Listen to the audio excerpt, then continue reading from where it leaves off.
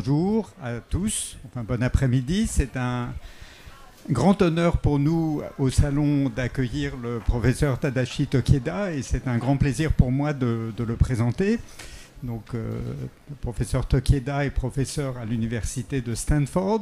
Il est japonais. Comme vous allez le constater, il parle très bien le français parce qu'il est titulaire d'un baccalauréat français en lettres. Il avait fait la section L à l'époque. Après des études de philologie, il s'est mis sur le tard aux mathématiques et est devenu professeur. Donc après une carrière qu'il a menée dans différentes universités, à Princeton, à Cambridge, il est maintenant professeur à Stanford. Il a été invité 2 fois au Congrès international des mathématiciens, donc qui est le congrès le plus important en mathématiques, pour y faire présenter son style de conférence de popularisation des mathématiques. C'est un peu un des champions du monde du domaine, et donc c'est vraiment un très grand plaisir de l'avoir. Donc je crois que je ne vais pas m'étendre plus longtemps, et je vais demander à Tadashi de venir faire sa conférence.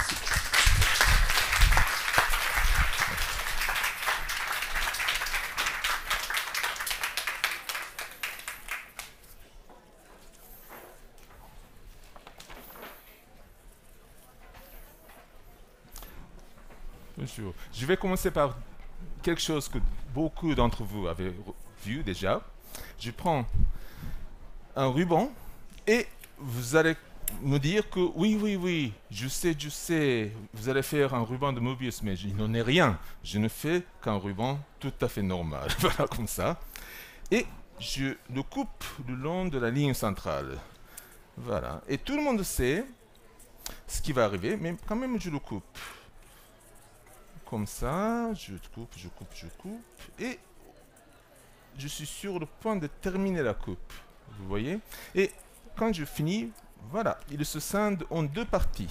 Bien, on savait ça déjà. Maintenant, vous avez gagné, c'est ce que vous attendiez. Je vais faire un ruban de Mobius en lui donnant un tour. En fait, beaucoup de mathématiciens, pour une bonne raison, préfèrent parler d'un demi-tour comme ça, mais on va parler d'un tour quand même pour simplifier notre calcul. Un tour, et voilà, un ruban de Mobius, un des objets les plus populaires en mathématiques. Il n'a qu'un seul côté, on ne peut pas le colorier de 2 façons différentes et ainsi de suite. Voilà. Mais aussi, il est écrit dans beaucoup de livres de popularisation, qu'il est intéressant de le couper le long de la ligne centrale. Peut-être que certains d'entre vous l'avaient essayé, mais quand même, je vais l'essayer. Tout à l'heure, lorsqu'on a coupé un ruban normal, il s'est scindé en 2 parties, dont les résultats sont sur la table. Maintenant, je coupe un ruban de Mobius qui a été tordu une fois, et qu'est-ce qui va arriver lorsque je finis de couper le long de la ligne centrale? Voilà, je suis sur le point de le faire, et quand je finis, tchac, il reste connexe. Il n'y a qu'une seule partie, c'est très intéressant. Mais jusque-là, les livres et des spectacles et beaucoup de conférences, on en parlait. Mais il y a quelque chose qui échappe même aux experts, parce qu'il existe des gens qu'on appelle topologistes, qui font des choses comme ça, à temps plein. Et même ces gens-là, j'en connais quelques-uns des meilleurs au monde, ne savent pas combien de tours il y a dans cet objet qui a résulté de la coupure. Alors, il faut d'abord définir qu'est-ce qu'on appelle tour. Ah, mais je viens de le définir, n'est-ce pas? Ça, tourner comme ça, on l'a compté comme 1 dans le ruban de Mobius original. La question donc, c'est combien de copies, si vous voulez, de ce tour y a-t-il dans cet objet? Mais on va y revenir, parce que ce n'est pas ça que je voulais vous montrer aujourd'hui. Si nous avons du temps, vous pouvez poser la question après. Maintenant, ce que nous allons faire, c'est de prendre quelques-uns de ces rubans, voilà, fermés, et je les recolle en angle droit, comme ça, l'un contre l'autre. Et je vais couper le résultat le long de ces 2 lignes centrales. Ah, je vais coller ces 2 choses à l'angle droit. Il y a a priori 4 possibilités, n'est-ce pas? On peut coller normal contre normal, normal contre Mobius, Mobius contre normal c'est la même chose, et Mobius contre Mobius. Et maintenant, M. Andler va se dire, bon, Tadashi ne sait pas compter, il n'y a que 3 possibilités. Or, lorsqu'on colle Mobius contre Mobius, il y a 2 possibilités. On peut les faire tourner de la même façon, comme ça, hein, ou en façon opposée. comme ça. On parle de chiralité, chirade. Cheir en grec, ça veut dire main, et la main droite et la main gauche, ou plutôt vu de votre côté, c'est comme ça, ne sont pas complètement les mêmes. Ils sont des images miroitées de l'une de l'autre. Voilà. Donc, on peut les faire tourner dans le même sens ou en sens opposé. Il y a deux espèces de Möbius contre Möbius, donc 4 possibilités. Allons faire la première possibilité. C'est normal contre normal. Donc je fais ça pour former un ruban normal, voilà, qui n'est pas tordu. Et l'autre ruban normal, qui lui est collé à l'angle droit, c'est ça. Voilà. Et c'est très joli comme objet. Et c'est ça que nous allons couper le long de la ligne centrale. Comme ça, comme ça.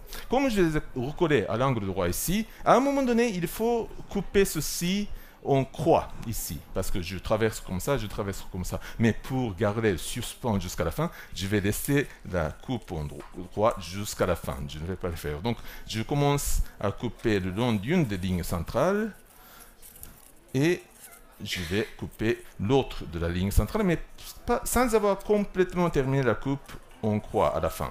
D'accord? À propos, si vous êtes ennuyé, ce n'est pas ça non plus que je voulais vous montrer. Le vrai cadeau va venir dans un instant. Donc, endormez-vous si vous voulez. Je vais vous réveiller lorsque c'est vraiment la bonne chose.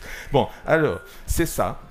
On a presque terminé. C'était normal contre normal. Le long des lignes centrales, je les ai coupées. Alors, qu'est-ce qui va se passer? Je termine. Hein? Je vais faire la dernière coupe en 3. Tchac, tchac, et tchac, et ce qui va sortir, qu'est-ce qui va arriver? Après tout, quand on avait un seul ruban normal, on a coupé et ça se scinde en 2 parties. Maintenant, peut-être que ça va se scinder en 4 parties, quelque chose comme ça. En fait, ce qui arrive, c'est que à la fin, apparaît un carré tout plat.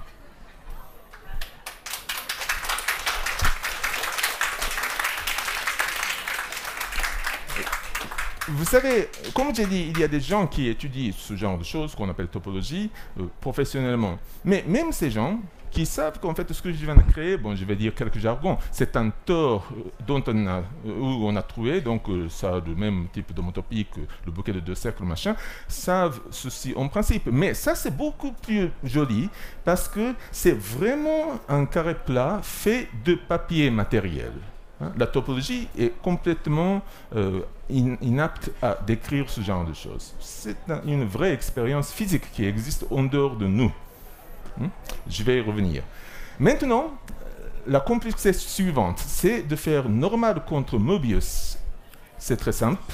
Je vais faire ça pour faire un ruban normal. À propos, un petit conseil de technique, si vous voulez répéter la même manip, d'ailleurs ce n'est pas ça que je vais vous montrer non plus, hein, mais à la maison, chez votre famille, auprès de vos amis, je vous conseille de faire ce que je suis en train de faire. Ce que je veux dire, c'est qu'il est très tentant de faire 2 rubans comme ça et ensuite de les recoller, mais là il faut entrer dans un petit endroit, c'est très, très difficile. Il vaut mieux préparer beaucoup de croix comme ça, et recoller les bouts, tchac, tchac, tchac, ça va beaucoup plus vite et ça fait un meilleur spectacle. Bon, qu'est-ce que je disais?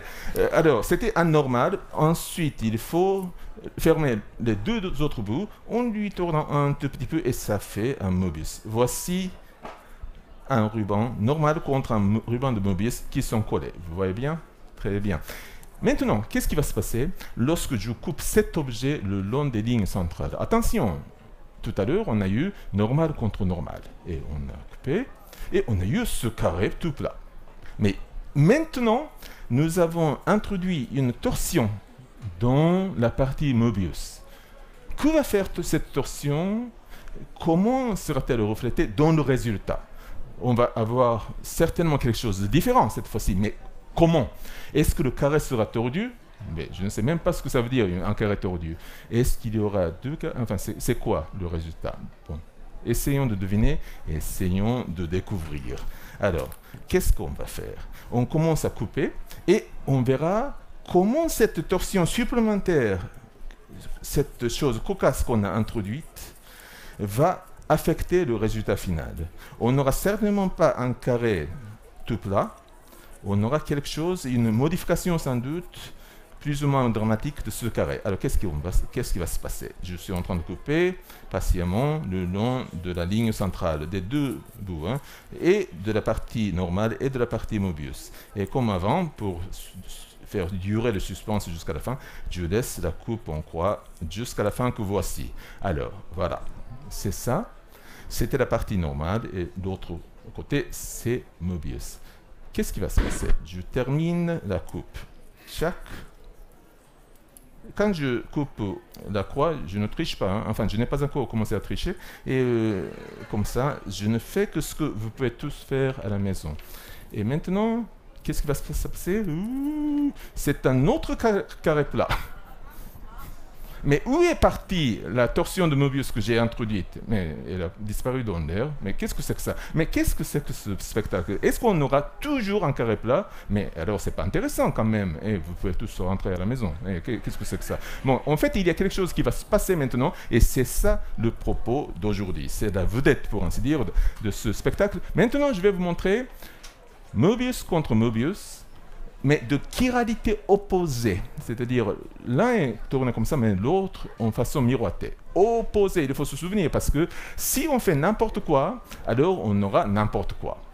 Hein? C'est qu'il y a une demi-probabilité de se tromper, mais il faut faire très attention.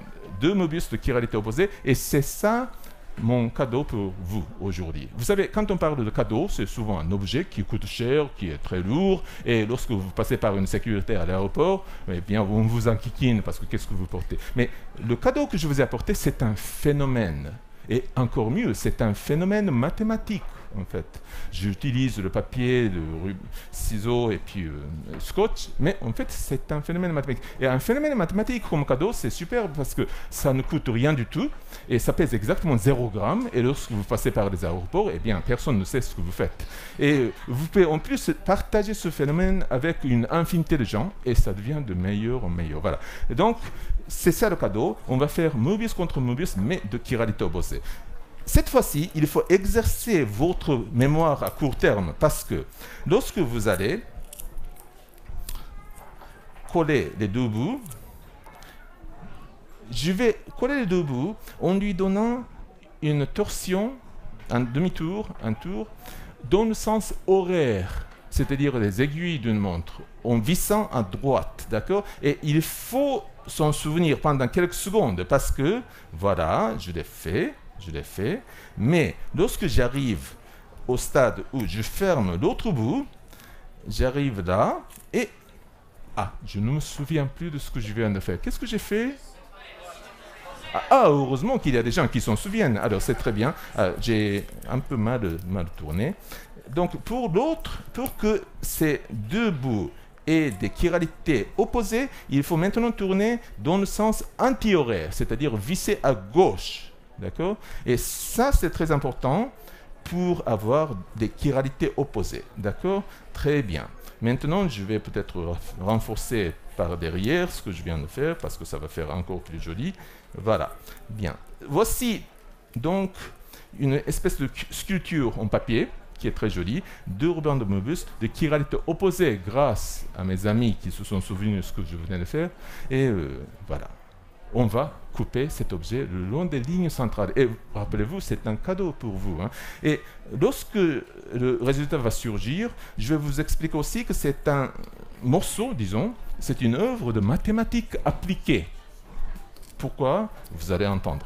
Maintenant, je coupe, c'est très intéressant. J'aurais aimé avoir une musique qui joue pendant que je coupe, mais vous pouvez chantonner quelque chose pour vous-même. Voilà, je coupe. J'ai presque terminé, hein. J'ai fait la moitié, je coupe.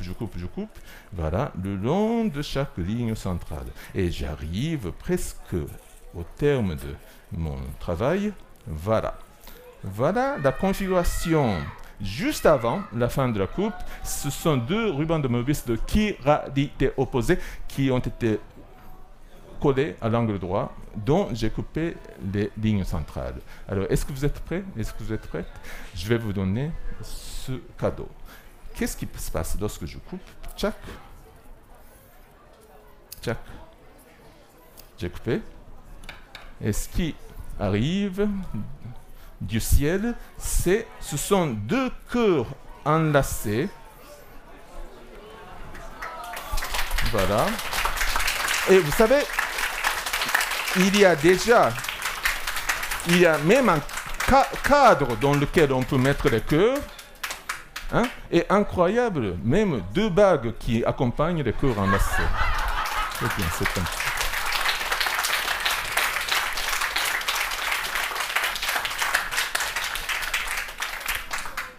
Une petite histoire, et pour vous expliquer pourquoi c'est un morceau de mathématiques appliquées. Alors, vous savez, en fait, ce phénomène a été découvert plusieurs fois dans l'histoire, je suis sûr. D'ailleurs, il y a 15 ans, je suis allé voir mes collègues au Palais de la Découverte et M. Jamet, qui est peut-être là, on en a parlé aussi. Mais je suis tombé là-dessus pour la première fois, personnellement, quand j'avais 7 ans. Bon, il ne faut pas être impressionné parce que j'étais un garçon japonais qui était très intéressé par origami, c'était amusant. Et j'ai lu quelque part sûrement que c'était intéressant de prendre un ruban de Möbius et de couper le long de la ligne centrale. C'est effectivement intéressant, d'ailleurs, le résultat est encore là. On n'a toujours pas compté le nombre de tours, mais ça va venir après. Bon, et après, j'étais très intéressé, j'étais tout content. Et de là à couper un ruban de Möbius le long de cette ligne centrale, à coller des rubans de Möbius l'un après l'autre. Je ne dirais pas que c'est une étape inévitable, mais quand même, il y a, comment dirais-je, une progression heuristique, une progression naturelle. Donc, je considère que c'était une découverte. Je suis tombé là-dessus. Par exemple, ce n'est certainement pas moi qui l'ai inventé. Elle m'attendait dans la nature. Hein, et il suffisait de jouer un peu avec l'imagination, avec un peu de patience, pour découvrir cela. Et j'étais tout content d'ailleurs de découvrir quelque chose comme ça. Hein, et je l'ai gardé en mémoire. Et lorsque je suis allé à Princeton comme thésard, je l'ai montré à des gens, je montrais ainsi de suite. Mais plusieurs années plus tard, maintenant, je vais vous raconter pourquoi c'est un morceau de mathématiques appliquées. J'ai commencé à travailler à des œuvres charitables en Afrique du Sud. Notamment, j'ai beaucoup travaillé à la fondation de gestion d'une école maternelle pour des bébés séropositifs dans un bidonville à côté du Cap.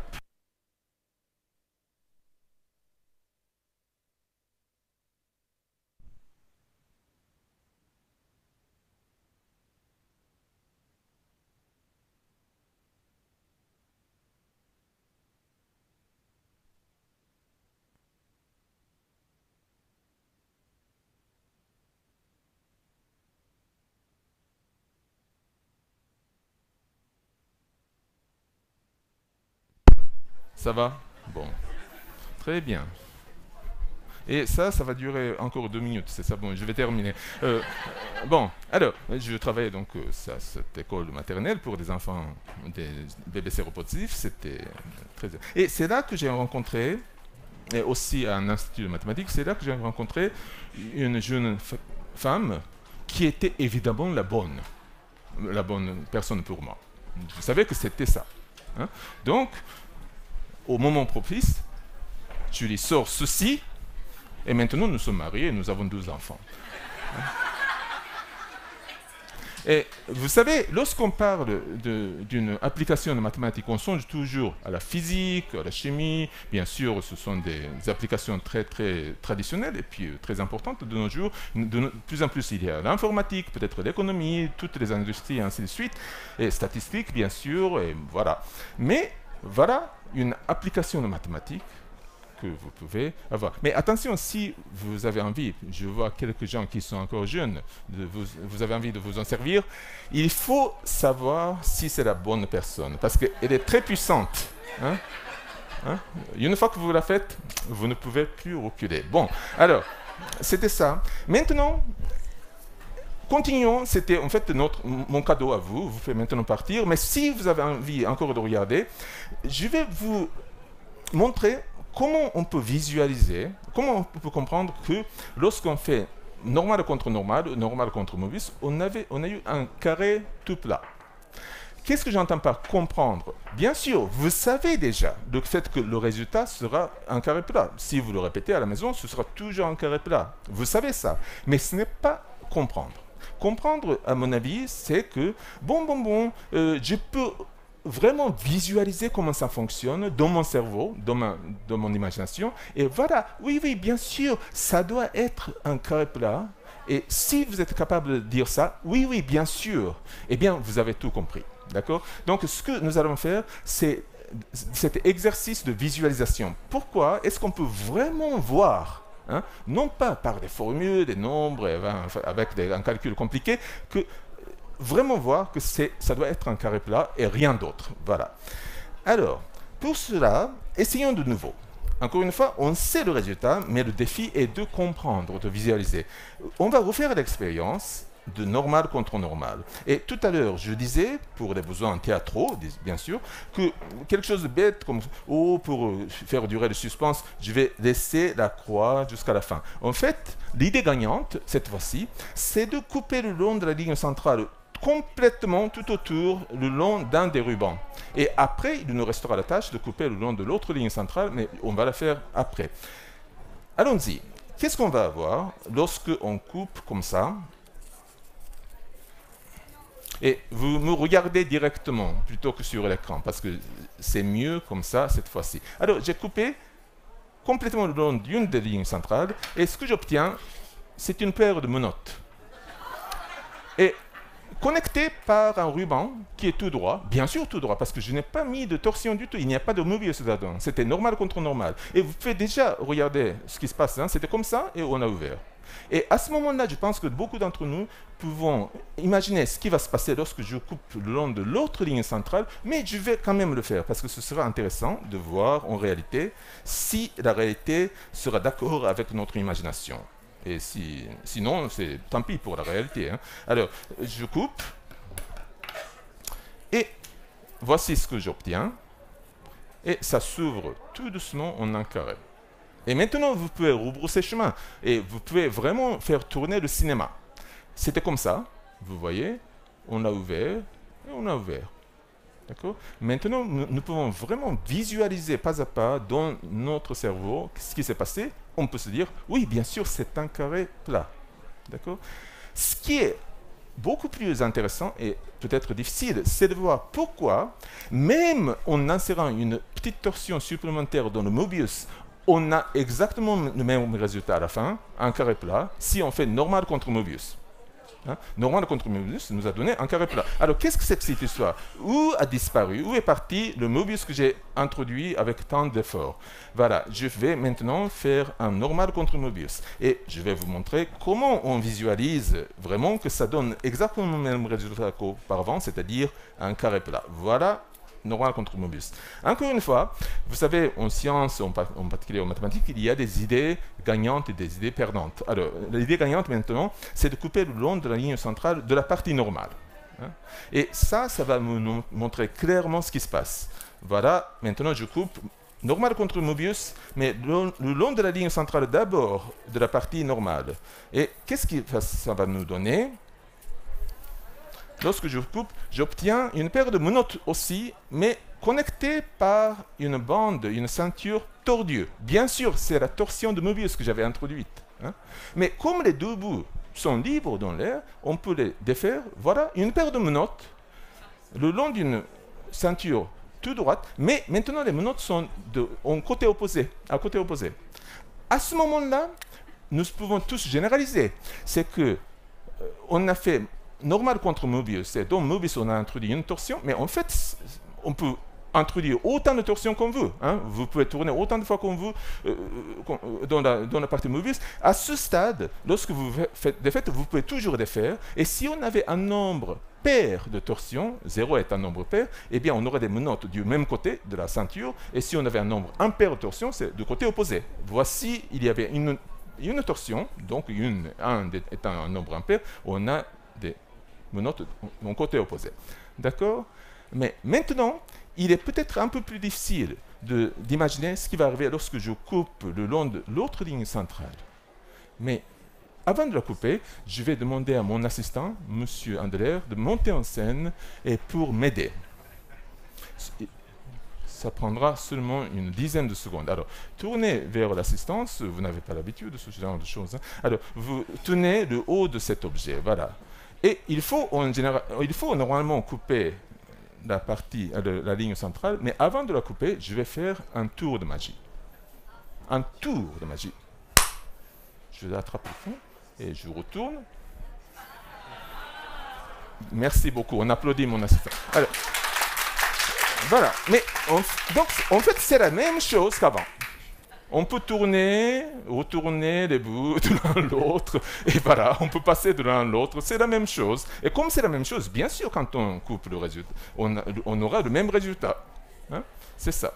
D'où le tour de magie, vous voyez, donc ça tourne. Mais quand même, si on faisait tout de façon naïve, c'est ça, hein, l'état auquel nous arrivons à la fin, c'est-à-dire une note au côté opposé.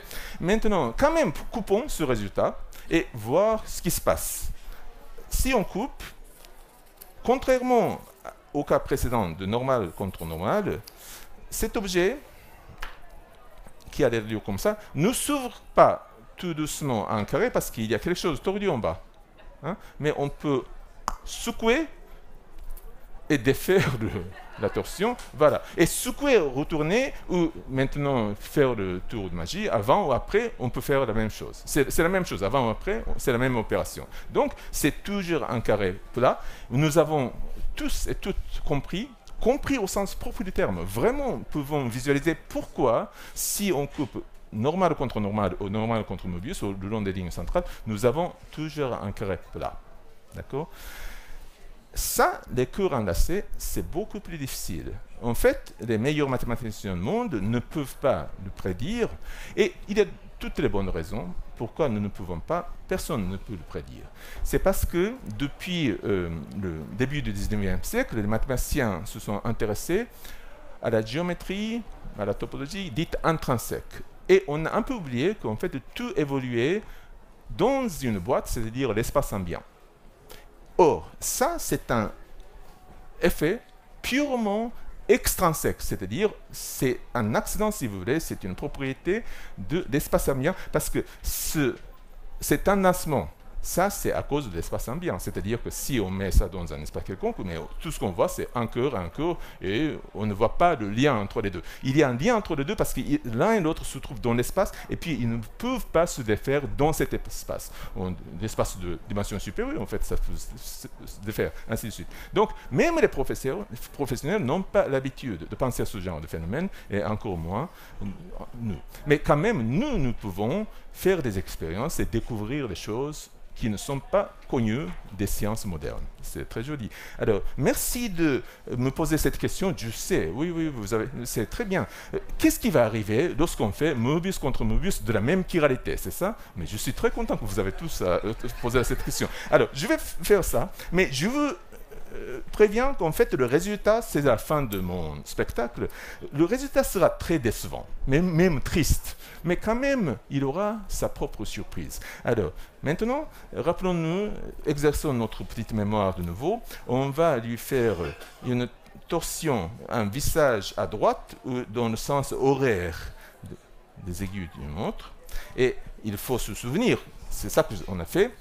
Lorsque je ferme l'autre bout, je fais la même chose. Donc, je tourne dans le même sens parce que je veux maintenant la même chiralité. Je suis en train d'essayer la quatrième possibilité de l'énumération, Möbius contre Möbius, mais de la même chiralité. Donc, ça tourne dans le même sens. D'accord? Tandis que les cours enlacés, c'était au sens opposé. Bien. Voici ce que nous allons couper et nous allons terminer le spectacle. Alors, qu'est-ce qui va se passer?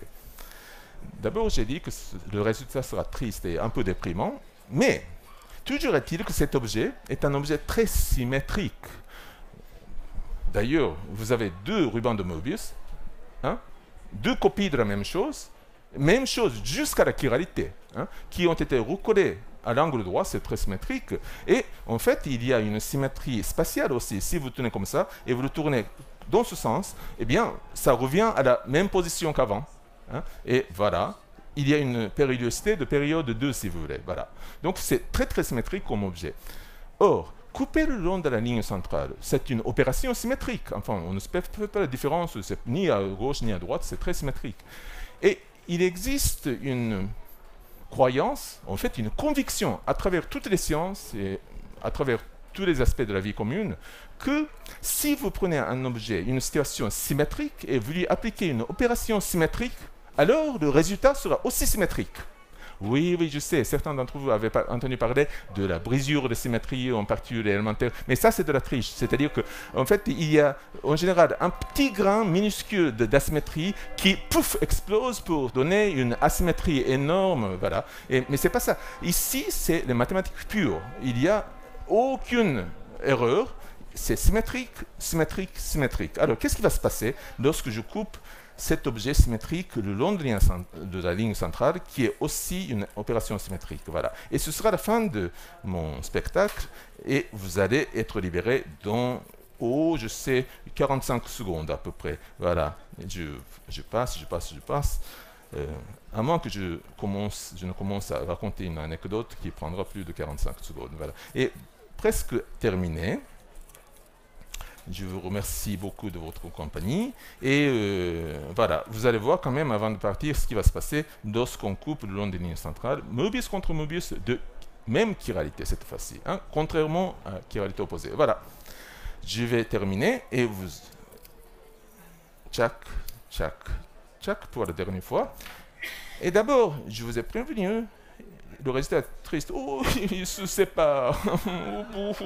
Mais, alors, l'un des objets qui a surgi, c'est une espèce de, les mathématiciens appellent ça de façon facétieuse, deux gones, parce qu'il y a deux côtés. C'est une espèce de bateau, d'accord, et qui n'est pas tordu.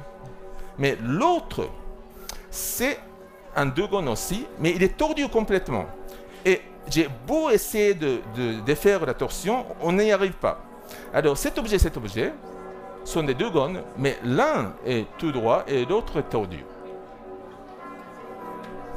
Alors, à partir d'un objet symétrique, on a fait une opération symétrique, d'où sont sortis deux objets qui ne sont pas symétriques. Mais qu'est-ce que c'est que cette histoire? Merci de votre compagnie.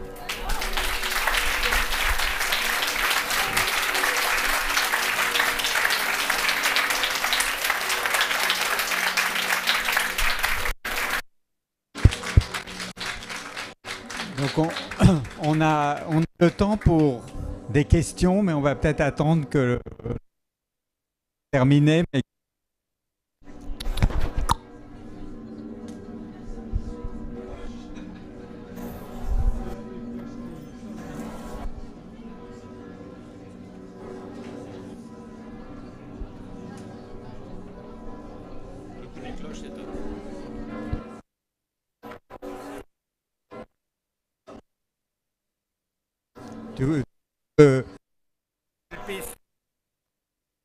avec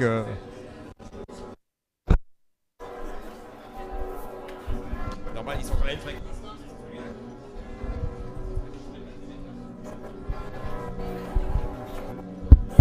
ouais. Avant de passer la parole à... moi, j'ai une question que je veux vraiment te poser. Oui. Dans le cas des bandes de Möbius à chiralité opposée, oui, où on obtient les cœurs, oui, tu nous as expliqué que c'était lié à la géométrie extrinsèque. Oui, c'est ça. Mais je pensais que l'amour, c'était plutôt lié aux propriétés intrinsèques des personnes. Donc je suis un peu perplexe. Voilà. Mais, vous savez, on aimerait croire qu'il n'y a que deux personnes qui tombent amoureuses, mais en fait, elles peuvent tomber amoureuses en fonction d'eux et contre, et parfois grâce au monde ambiant. C'est toujours le cas.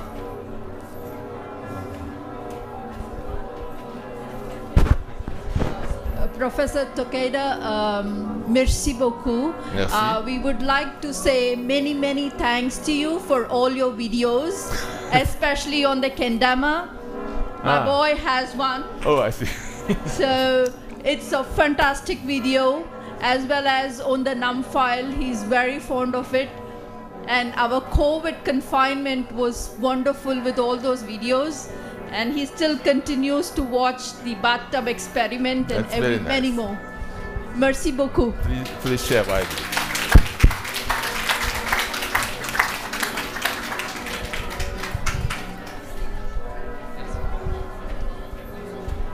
Qu'est-ce qui se passe dans le cas de deux rubans de Möbius collés l'un à l'autre avec des chiralités inverses, mais lorsque les chiralités de l'un des deux ou des deux sont supérieures à 1? Ah, très bien. Alors, la question, c'est qu'est-ce qui se passe lorsqu'on colle 2 rubans de Möbius? D'accord? Mais ces rubans de Möbius ne sont pas chacun tordus une seule fois, mais plusieurs fois. D'accord? Ils peuvent être tournés plusieurs fois de la même façon, en façon opposée. On peut explorer ces choses-là. D'accord? C'était ça la question. D'abord, une magnifique question. Et ensuite, lorsque quelqu'un d'intelligent et imaginatif comme vous me posez ce genre de questions, ma réponse est que vous avez autant d'accès à la nature que moi. Non mais justement, les sciences, les mathématiques, ce n'est pas en fait un temple où on garde des secrets. Tout est ouvert. Si vous le faites, vous allez découvrir quelque chose. Et c'est vrai, il se trouve, en l'occurrence, que j'ai déjà essayé, je sais ce qui se passe. Mais il n'y a pas beaucoup de mathématiciens professionnels qui savent ce qui se passe en fait au monde. Et vous allez découvrir, et petit à petit, lorsque vous essayez des choses de façon imaginative, avec beaucoup de patience, et aussi systématiser ce que vous trouvez, apprenez à chaque fois, ah, c'est ça qui se passe, maintenant on va essayer autre chose, voilà, vous construisez, et bien, assez bientôt, vous allez tomber sur des choses que personne dans l'histoire de l'humanité n'avait vues. Et c'est ça la recherche. Vous avez autant d'accès à la nature que moi, essayez et vous allez trouver.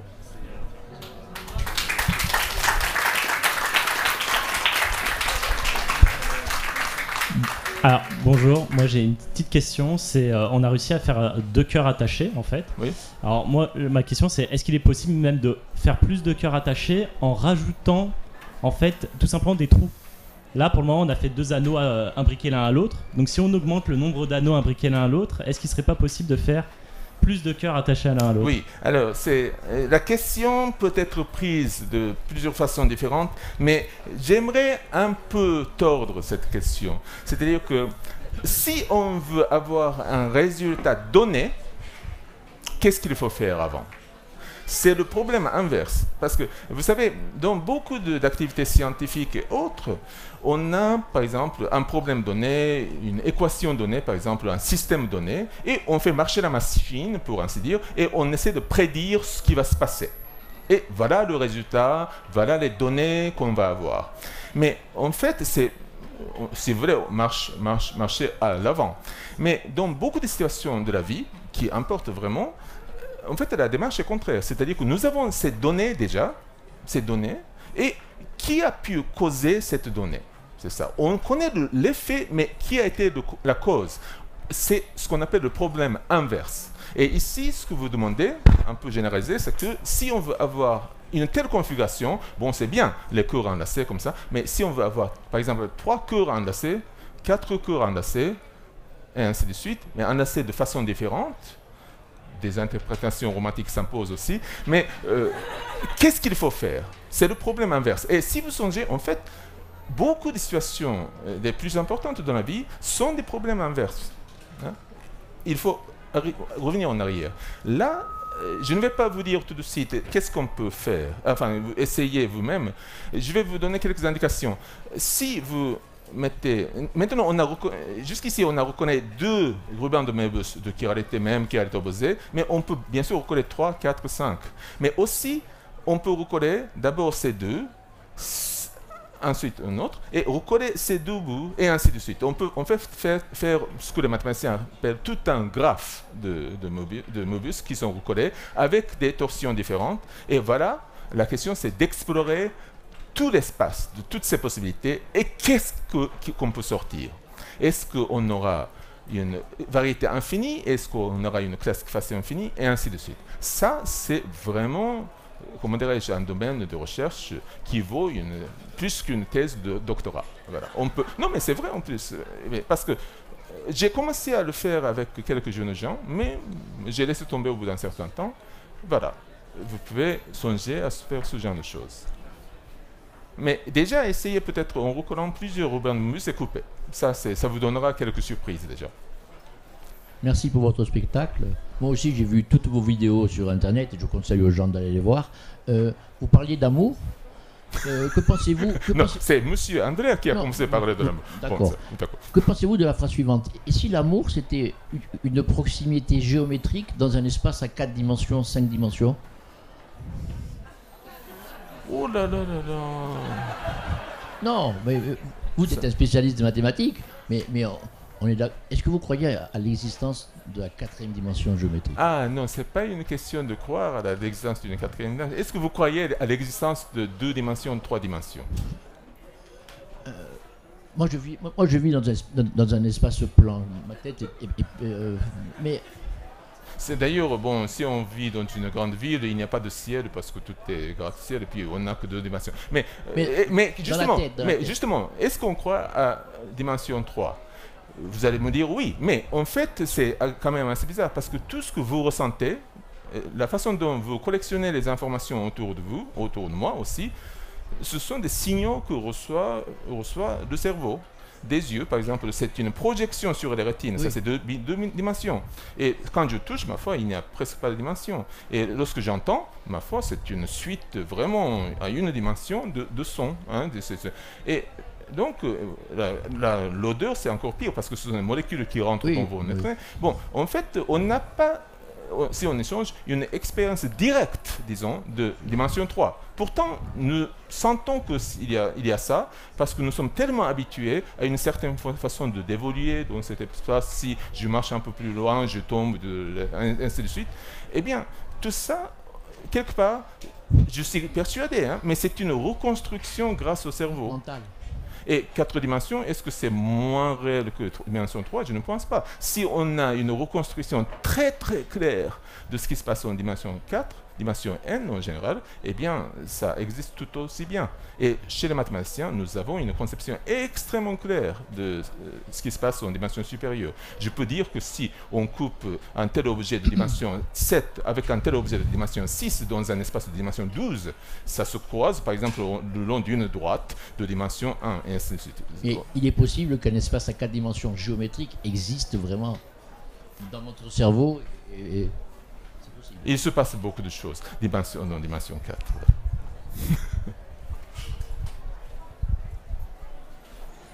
Bonjour. Bonjour. Je me permets de poser une question concernant la dernière expérience, Oui. au sujet de la symétrie Oui, des chiralités. oui. Je m'interrogeais parce que l'action de chiralité est symétrique, mais la figure elle-même ne l'est pas. La figure du départ.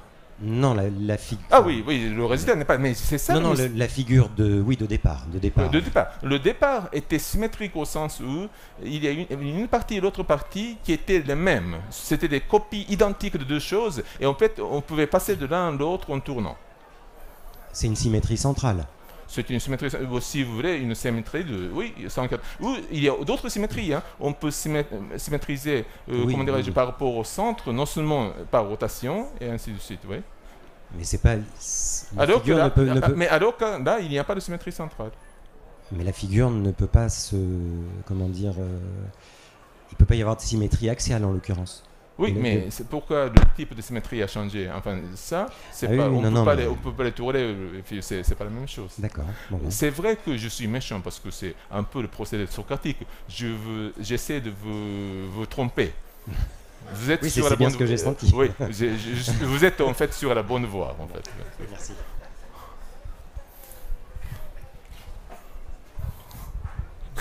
Alors, moi j'ai l'impression sur cette expérience qu'il y a une symétrie.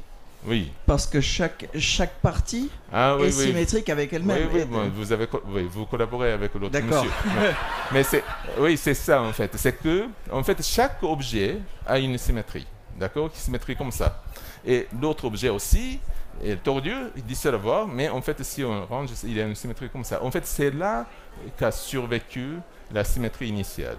Et le fait qu'il y a 2 pièces. Hein, qui ne s'accordent pas, ça c'est une. Enfin, ça n'a rien à voir avec la symétrie de départ. Et une bonne façon de voir ce qui se passe, c'est de colorier toutes ces expériences et voir quelle partie de quel objet est allée à quelle partie de quel objet. Là, on peut suivre tout et vous n'allez pas vous faire arnaquer par un conférencier comme moi.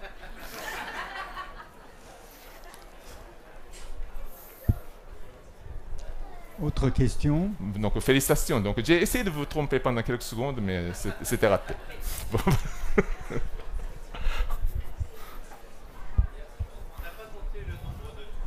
Ah, oui, d'accord. Oui, mais il se fait tard, non?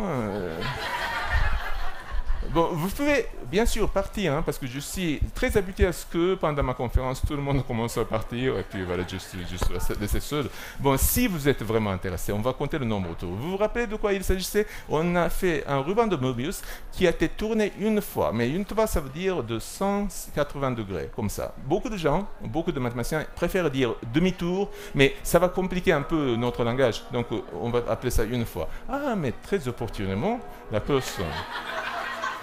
Et on a coupé le long de la ligne centrale. Et voici le résultat. Alors, combien de tours cet objet fait? C'est-à-dire combien de ces tours, hein? Donc, combien de copies de Möbius? Bon, on va attendre la fin et on va ensuite demander à M. Andler de venir m'aider. Bien. C'est en principe un quart d'heure. Ça dure un peu moins longtemps que...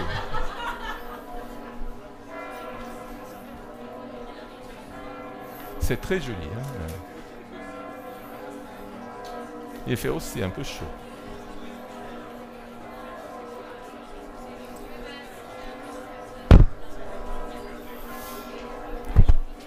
Alors, ça va se calmer.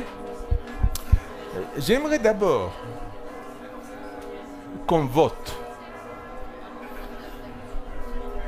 Mesdames et messieurs, mesdemoiselles et tout le monde, combien de tours y a-t-il dans cet objet? Je vais cacher. Qui pense que cet objet n'est pas tordu du tout? Non, quand même, il est tordu, hein, vous l'avez vu. Qui pense que cet objet est tordu une seule fois? C'est-à-dire qu'il est identique au ruban de Möbius initial. Bon, il y a une personne. Qui pense que c'est tordu deux fois? Ah, mais très bien. Vous savez, alors je vous félicite, c'est la majorité, et c'est en fait l'option pour laquelle votent la plupart des gens raisonnables. Ce sont des citoyens raisonnables, d'accord? Deux fois. Et 3 fois? 4 fois? Oui, vous êtes courageux. 5 fois? 6 fois? Non, ça va? Bon, alors, au-delà? Bon, d'accord. Donc, je dirais un peu de 3 fois, moins de 4 fois, une personne une fois, et la majorité 2 fois. Bien, on va compter, hein. Mais avant de compter, pardon, je vais vous convaincre, je vais presque démontrer mathématiquement que c'est 2 fois. Voici ce qui se passe. Vous voyez un ruban comme ça, d'accord? Et de mon côté, je vais le tordre comme ça, et je vais le recoller devant. Voilà, un ruban de Möbius. Et imaginez que ce ruban que je viens de dessiner est divisé en 2 parties par une ligne centrale, d'accord? Et c'est une espèce de route automobile. Alors, vous commencez, en France, vous conduisez à droite, c'est ça? Bon. Alors, vous commencez à conduire votre voiture sur le fil de droite et vous continuez. Si le ruban n'était pas tordu, vous revenez le côté droit et vous fermez, c'est tout. Mais or, comme le ruban est tordu, vous passez à l'autre côté et vous revenez non pas au point initial, mais au côté gauche. Rien à faire, vous continuez. Vous passez un autre circuit et vous revenez au côté droit et vous fermez. Vous terminez. D'accord? C'est ça qui se passe. Déjà, on vient de montrer que le résultat sera connexe, c'est-à-dire on ne sera pas séparé en 2 morceaux parce qu'on a balayé tout ça en 2 circuits. Voilà, c'est ça. Mais, vous savez, on a fait 2 circuits pour revenir à l'étape initiale, mais chaque circuit passait par cette zone mystérieuse derrière qui était tordue. Donc chaque circuit s'est ramassé une torsion, et comme on a fait 2 torsions, ça fait 2 circuits, pardon, ça fait 2 torsions. Donc les mathématiciens penseront qu'il y a 2 torsions. D'accord. Il y a une autre façon de penser. Mais ça, c'est un peu compliqué, donc endormez-vous, je vais vous réveiller après. Alors, si vous avez un ruban normal, et vous regardez le bord de ce ruban, en fait, il y a un cercle ici et un autre cercle ici. Si vous voulez, il y a 2 bords pour un ruban normal. Mais si vous faites un ruban de Möbius, en fait, il n'y a qu'un seul bord parce que vous partez là, vous descendez et vous reprenez à l'autre bout et vous remontez. Donc, il y a un seul cercle 2 fois plus long qui est un bord. Donc, quelque chose qui est tordu un nombre pair de fois a 2 bords, et quelque chose qui est tordu un nombre impair de fois n'a qu'un seul bord.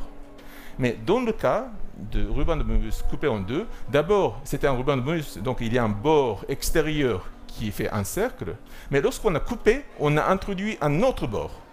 Donc il y a deux bords, ça veut dire que le résultat doit être tordu un nombre pair de fois. On sait désormais que la bonne réponse c'est 2, 4 ou 0, 0 c'est un nombre pair, ou 6, 8, enfin c'est un nombre pair. Donc ce n'est pas... Voilà. Bon, on va compter, hein, on va compter comme. Donc vous avez vu, je vous ai convaincu, d'ailleurs si je donnais un séminaire de recherche en mathématiques, tout le monde serait convaincu que c'est 2 tours. Bon, monsieur Andler, vous montez, et c'est ainsi que nous allons compter. Alors, tenez-vous là, et vous tenez cette partie de l'objet et vous ne bougez plus. Voilà, vous ne bougez plus, et je vais agencer cet objet comme ça. Est-ce que tout le monde voit? Dans cette configuration, la partie inférieure n'est pas du tout tordue. Toutes les torsions ont été concentrées sur la partie supérieure. Vous êtes d'accord?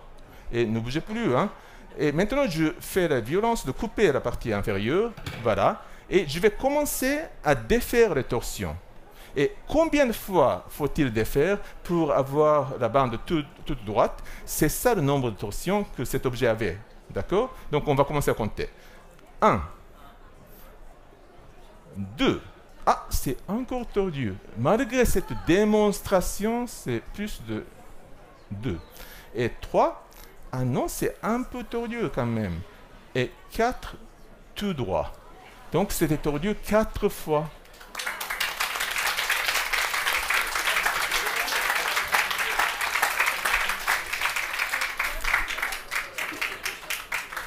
Est-ce qu'on est satisfait?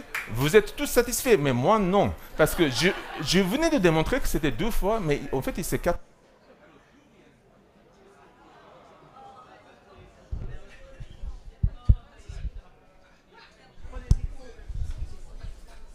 Non, ça va. Ah oui, il n'y a plus de... C'est très bien. Alors, bien sûr. Mais je pense que c'est un message de la part de l'Église.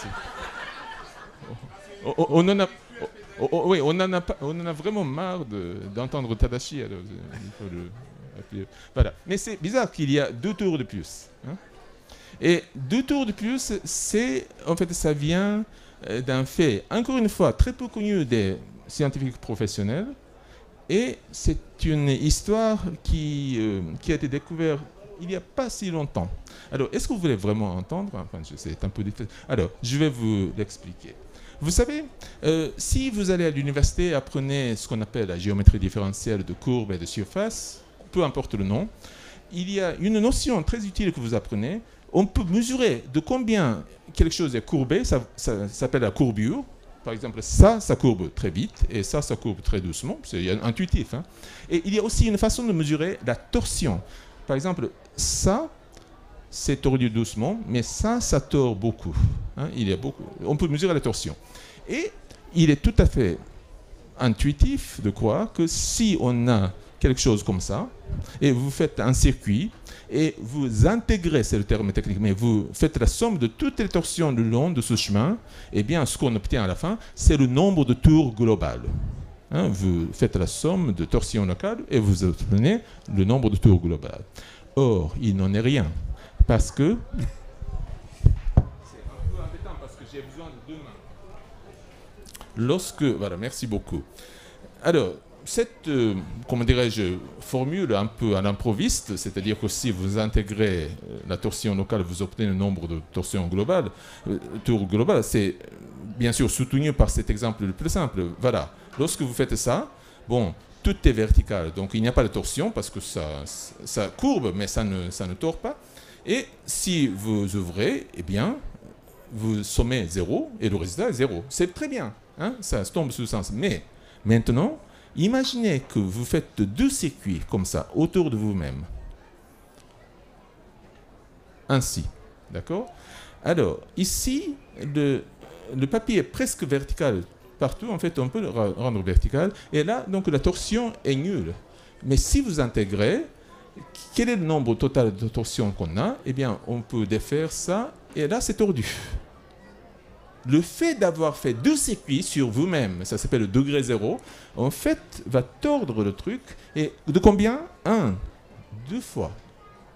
c'est quelque chose qui n'est pas connu de tout le monde, pas des mathématiciens professionnels. C'est que si vous faites un tour, ça va, mais si vous faites plusieurs tours, chaque fois que vous ajoutez un circuit, vous ajoutez en fait 2 au nombre global de tours, en fait.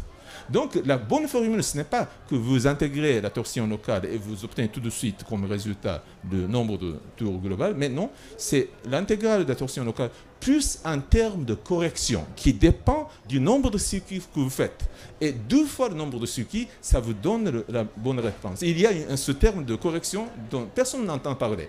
Et ici, je vous ai dit, alors ça fait déjà 2 tours, donc 2 circuits, donc on a ajouté un circuit de plus, ça fait 2 qui était la torsion intrinsèque, plus 2 qu'on a fait par circuit, ça fait 4. Et c'était ça le 4. C'est très subtil, hein, et en fait personne ne va venir. Mais vous l'avez vu, c'est bien.